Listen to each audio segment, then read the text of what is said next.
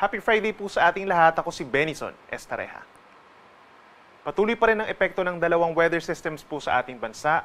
Una na dyan ay ang shear line at northeast monsoon. Yung northeast monsoon po natin ay nakakaapekto dito sa may dulong hilagang bahagi po ng Northern Luzon, habang ang shear line o yung linya kung saan nagtatagpo ang hangin from the northern portion of our country at dito rin po sa may silangan. So banggaan ito ng malamig na northeast monsoon at mainit na easterlies, nagkukos pa rin po ng mga paulan sa ilang bahagi pa ng Northern Luzon. Base naman sa ating latest satellite animation, wala po tayong inaasahang bagyo na papasok ng ating Philippine Area of Responsibility within the next 5 days, pero hindi pa rin natin inaalis yung tsansa na may mabuong low pressure area sa may silangan po ng Mindanao along the Intertropical Convergence Zone dito po sa may silangan ng Mindanao. Dahil pa rin sa epekto ng northeast monsoon or amihan, asahan pa rin po ang makulimlim na panahon at may hinang pag-ulan dito po sa may Batanes, habang ang shear line nakakaapekto naman sa Cagayan, Isabela at dito sa malaking bahagi ng Cordillera Administrative Region. So ibig sabihin po, magiging kalat-kalat yung mga pag-ulan pa rin at mga thunderstorms doon, kahit mag-ingat po sa mga posibleng pagbaha at pagguho ng lupa.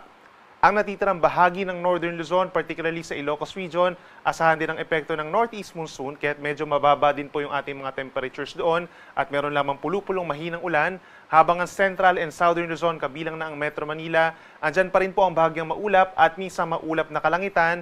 Madalas yung mga pag-ulan natin sa may Quezon, Aurora, at dito rin po sa may Bicol Region as early as this morning, at mga pulupulo lamang na ulan for the rest of Central and Southern Luzon.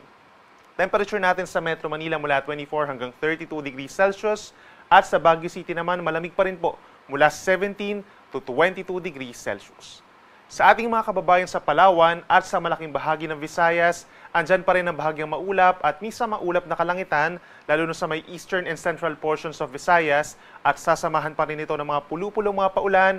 Usually nagtatagal lamang ito ng 1 hanggang 2 oras dahil pa rin yan sa localized thunderstorms, madalas po yan pagsapit ng hapon. Temperature natin sa malaking bahagi ng Kabisayaan mula 26 to 32 degrees Celsius at hanggang 32 degrees din po ang maximum temperature sa lalawigan ng Palawan. Sa ating mga kababayan po sa Mindanao, andyan pa rin ang fair weather conditions in many areas. May mga areas din po na umaga pa lamang ay medyo makulimlim ng panahon, pero kung may mga pag-ulan man, hindi naman ito tuloy-tuloy. Pagsapit ng hapon hanggang gabi, mas maraming lugar sa Mindanao, lalo na sa may gitnang bahagi, ang magkakaroon ng mga isolated rain showers or thunderstorms na usually nga po ay hindi naman nagtatagal. Sa ating mga kababayan dito sa may Zamboanga City and Davao City, posibleng umakyat sa hanggang 34 degrees Celsius na mainit na temperature ang tanghali natin ang temperature natin po sa tanghali. Para naman sa ating lagay ng karagatan, wala pa rin tayong nakataas na gale warning, pero dahil pa rin sa pag-ihip ng northeast monsoon, meron pa rin tayong medyo maalon na karagatan sa mga baybayin po sa may Northern Luzon, hanggang 3.4 meters or nasa halos sa isang palapag po ng gusaling taas ng mga pag-alon. Delikado pa rin for small sea vessels, habang sa may Central Luzon, down to Mindanao, yung ating mga baybayin dyan, generally banayad naman po nasa kalahati hanggang 1 metro, at kapag meron mga thunderstorms, posibleng umakyat sa 2.5 metro. At para naman sa ating 3-day weather forecast, over this weekend, magiging maulan pa rin po in many areas of our country.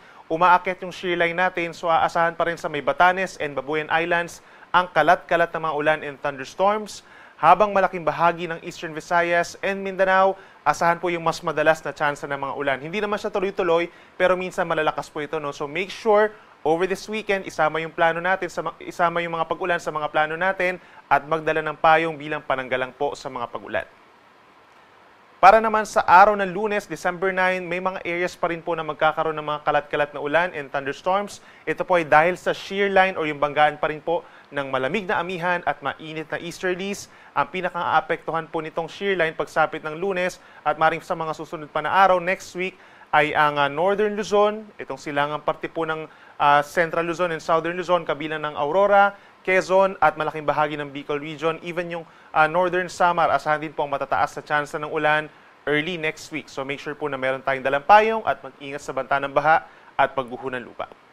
Sunrise natin ay 6:08 in the morning at sunset mamaya ay 5:26 ng hapon. Yan muna ang latest mula dito sa Weather Forecasting Center ng Pag-asa. Ako muli si Benison Estareja na nagsasabing sa anumang panahon, Pag-asa ang magandang solusyon.